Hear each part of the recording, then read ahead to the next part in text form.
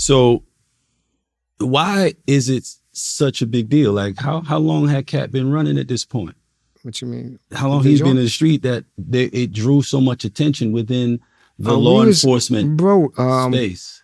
Bodies, the block, we was getting a bunch of money. You know, you had Preem with 50 scooters. You know, he had a Maserati back then. It's like I had about 3 cars. I had a truck, a BM, a Saab. Like, we was doing our thing. So but they regular police couldn't fuck with us. Mm-hmm. And the feds is not paying us attention. Mm-hmm. So it's just that like beautiful middle space. You gotta imagine that it's like every day they seeing us, and then we go into the Encore, which is across from the bus terminal, which is around the corner from the precinct. You know, it's shootouts, it's whatever, and you know, Tommy Mickens got Rolls Royces, Preem got big 7 Series and BMs. Corley got 9 brand new cars, and it's like, I'm a police officer or I'm a detective, and you got to be like these motherfuckers. You understand what I'm saying? So it's like all the crime that's going on and everything that's happening is like, it's these niggas, and then we can't touch them. That had to be frustrating. Because we're talking on payphone. I don't even think, it's not even no beepers back then, bro. Oh, yes, it is. No, 84? Yes. Mm-hmm. At a certain, like, you ain't got corner boys with beeper. I got my first beeper in 85, and I got it from a big homie. I'm trying to think. That's not like, nope. But Cat and all of them, that level of Cat at that point, they were starting to use beepers at that point. Oh, okay. I remember. Matter of fact, you know what? You were right. We were starting to use beepers. It was later on when, after that bit, and I'll get into that, who taught me different codes when it came to beepers. Mm-hmm. So they all coming in there. They yeah, we got them. Like, yeah, see, we coming in there. We got them. We bail out the next day. He goes to see his parole officer. He gets violated. I go to see my parole officer because, you know, he was behind the desk or whatever. I was just in the back. I go to see my parole officer. I was able to stay out for another 30 days before they violated me. So, all right, because you still got some time hanging over your head. From the first bid. 83 bid. Yeah, so I guess we got busted July 29th, so my birthday is August 25th, so 30 days later, they violated me. So we're both in Queens. I think it was Queensboro, which back then was... Now I think it's a work release facility, but back then it was to hold violators. So we're there. Then they sent me to Queen's House. They sent him to Queen's House, but he didn't stay too long. They sent him to HDM after that, and then I stayed in Queen's House. Parole officer Brian Rooney gets murdered. Now this is while you are sitting in there waiting. This is after you get your violation in response to the arrest in the grocery store. So you're not on the street. No. You're not on the street when the parole officer, Brian Rooney. He gets killed. Right? And the thing that makes this significant to your immediate situation is because this is a former or current parole officer for Cat. Yeah, this is Cat's parole officer. Cat's parole officer. This is at the time that he gets killed. He's Cat's parole officer. Yeah. So naturally, it looks like it falls on him. I mean, because we're still getting money, even though we're locked up. He's more or less still doing his thing. So he never you got bailed out and then got relocked on your violation, but he never got bailed out. No, we all got bailed out. Oh. He got violated the next day. I got violated 30 days later. So we're both in. So then Prince puts me on to Knapp, Victor Knapp, who specializes in parole. So Victor Knapp... He's a lawyer that specializes in parole violations. Yeah, so he did this for Prince, talking about Preem's brother, Preem's nephew. Mm-hmm. So Knapp gets me out on a writ. I'm able to beat the 90 days because they have 90 days to make the violation stick. So I got out on a writ, so I'm able to go out for a couple of months, but they're not letting me get no rhythm because the parole officer get killed. So I might go out a month, 2 months, they violated me. One time they violated me, I was only out for a week. And the violations are based on like what kind of offenses? Because there's a lot of restrictions when you are on parole, right? And there are a lot of things you can't do. Like you have to have a job. They'll violate you if you don't. Yes. You know, you have to have curfew and you have to recognize your curfew. Yes. They'll violate you if you don't. Yes. Like stuff like that. So they're violating you on like jaywalking and they violated me for chewing bullshit. gum and breakdancing. One time I was home for a week. They violated me because they said I didn't live at my sister's address. So that was the lawyer. They stick me, because I had a house in Long Island, in Deer Park. So they stick me out in Riverhead, 2 hours away.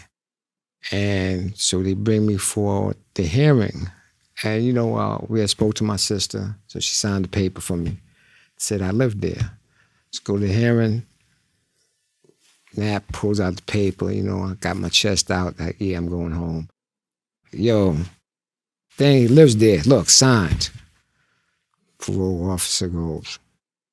They sent a paper, signed by my sister, that says he doesn't live there. Same sister? Same sister, but it's notarized. So again, it's like my family is not street-orientated. And that was probably, a lesson learned, as we'll speak about later on, why my philosophy is the philosophy. So I'm shocked, of course, but I'm not mad, like, what I'm saying? I'm just like, this is not their life. Like, what I'm saying? I can't get them involved in what I'm doing because this is not what they're doing. Yeah. You can't expect them to follow up on and back you up on decisions you made without consulting them. You decided you're going to be a major criminal. Yeah. Now, they didn't mind the major criminal money, but of course it's not. Of course not. It's not the people thing. So, Rooney, is killed. This creates a lot of problems. Yes, a lot of problems. They're trying to figure out who gets it. So, someone is being charged. Someone is being given the blame for Rooney's death. Someone associated closely with Cat. Yes. Is that person also in custody or? Not at first, but then they make the arrest because they feel that, Pap is in charge of security. Basically, the Bebos, like, there's a problem, they're going to take care of it. So, naturally, if I'm law enforcement, I'm going to look at if they're the ones that take care of the problem, and he is the boss is parole officer. Okay, it has to be him. So they targeted him as the suspect. I don't even think they looked at any other suspects, but that one. I mean, they just put 1 and 1 equals 2. So again, I don't know what happened, how it happened, whatever. I'm in this building, he's in that building. So that goes on. I max out August, I believe it was 1987. 87.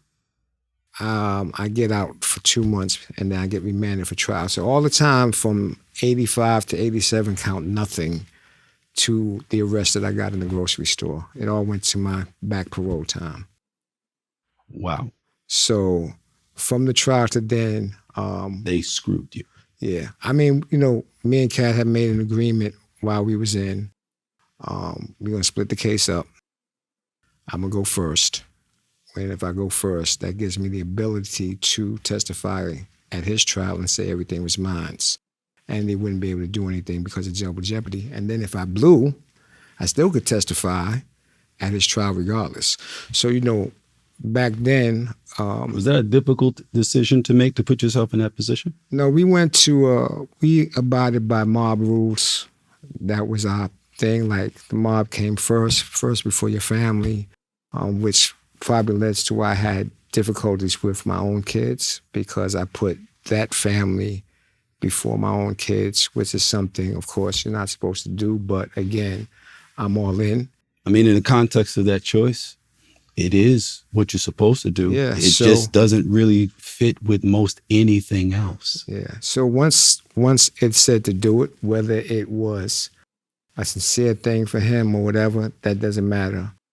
Because of where my heart was at, it's like, okay, this is what I'm gonna do. Like, because I'm looking at, okay, if I'm going down, they're gonna take care of my kids and everyone else. That's the assumption that I'm under.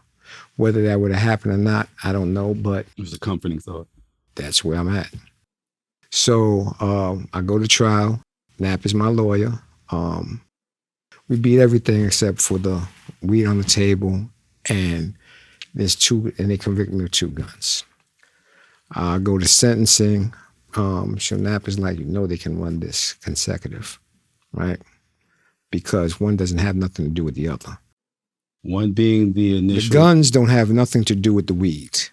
And the other gun don't have nothing to do with the gun. They're separate incidents, so they can run it consecutive. Even though they were all caught in the same instance? Because they don't have anything to do with, this is what he's telling me.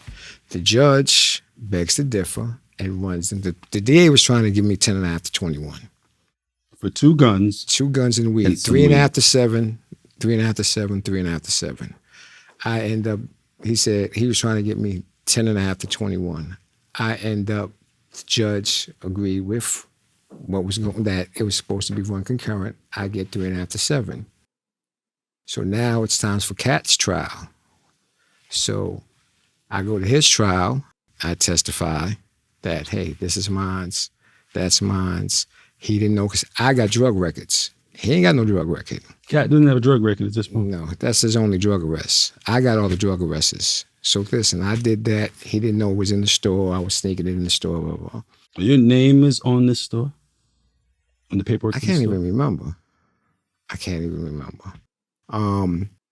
But he's found guilty because it's possessions, like it's Father's Day card. It's this. He's sitting behind the desk, so they said he's the one that was in control of this environment. He's sitting on 2 guns. So... Literally. So they still got convicted. They tried to run it consecutive, 25, 25, 25, or whatever it was. He ended up getting 25 to life. He got 25, he got 25 to life. Years. First time that he's convicted for the same 2 guns that you were being charged for? But you had dope and heroin that I beat, that he got convicted of. That's A1 felonies. In the same arrest? That's A1 felonies. They're in the desk. Okay. I beat them. So you and he were both charged with them? At the beginning, yes. And you beat them? Yes. And then he was able to be charged with the same evidence? Because, Because we all was in the same room. Everybody was charged with it. We separated our cases, but it's still the same case. So they were able to take the same evidence, try you again, then take that same evidence, try somebody else with it. Yeah, they did that. They did that with him, and they did that with Jug. Jug ended up getting 25 years. Did y'all know that they could do stuff like that prior to this happening? Charge each of us? Yes. You knew that y'all could each be charged independently for the same thing once one of you had beaten it? Well, it's like this. The way that I was taught is what we're doing, and you can get 25 years. At the pace and the level that we're at, that was acceptable to all of us. We already knew about that responsibility, like we can get a quarter. Like if shit happens, we're going to get a quarter. That's why it was so easy to come to a decision like, okay, I'm going to go first, and if it works, I'll do whatever, because that came with the job. That's part of your job description. You want to get all this money, then you got to do this time when the time comes. So it wasn't a problem for me to say, all right, I got you. I'm going to do that. So from there, I go upstate. We go upstate. There's other shit going on. So I go upstate. I'm still trying to hustle a little bit. On the street or in the joint? On the street. I don't do nothing in the joint. I'm a model prisoner. So his sister, everyone would call her sister, and Viola. And one time I spoke to one of the girls that was over there that bags up, and she said, "Yo, Vi getting high." It's like, word. So I already know, like, that means, like, I have to stay away because whoever I have coming over there for me, he's going to get caught in the mix. You understand what I'm saying? Because she may do something and blame it on them, and they're going to end up getting hurt. So from that point, I fell back. So she might mess with the package, and then anything could happen. Yeah, because she's getting high. So I fell back. Games get played. So while I'm upstate, and matter of fact, the last time I spoke to her was after the police officer got killed. And she's talking crazy on the phone, and, you know, I'm getting the information that I heard, and so I fell back. Did they ever come to speak to you about Edward Burns' murder?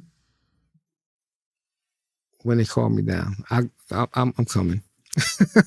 So, damn, I lost my train of thought, but I got it. Yes, so now Edward Burns is killed, right? I'm upstate in Clinton. And they create an investigation. They tap in her phone. I'm out the mix. I fall back. I don't know what's going on. So you're not caught on these taps? I'm not calling the taps because I'm not calling no more. And you stopped calling because you were told I stopped that. I heard she was getting high. Plus, the police officers get... And even, listen, when I was in Clinton and I seen it on the news in the area, and it's like, you know how your gut says... But you're like, hold up.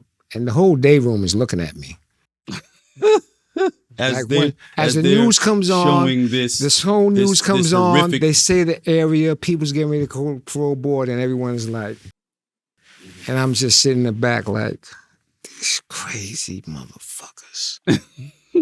So, long story short, from Clinton, I go to Ogdensburg, doing my time. All types of shit is in the air, whatever. You know, people is flipping, people's doing this. But again, I'm out the mix. And one day I get a call like, yo, this is 3 months before I'm getting ready to come home.